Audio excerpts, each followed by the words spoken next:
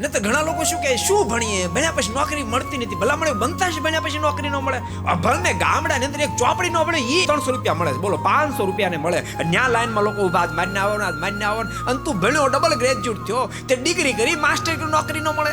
બંને કોઈ ગાળે જય સ્વામિનારાયણ. એ ફરિયાદ તમને સાંભળી, ખૂબ ભણે, ભણી ક્યાં નોકરી મળવાની? એના પછી નોકરી ન મળે એવું નહીં, પણ વિચારધારા અલગ પ્રકારની છે. એના મનમાં શું ખબર, હું ભણ્યો માટે મને સીધી એસી ઓફિસમાં જોબ મળવી જોઈએ, ઈ જ એને હરખો આવવા દેતી નથી. પણ હું વિદ્યાર્થીને કહું કે તમે ભણ્યા, માથા પછાડીને મહેનત કરજો, માથા પછાડીને મહેનત કરજો, નીતિ કોઈ દી છોડતા નહીં.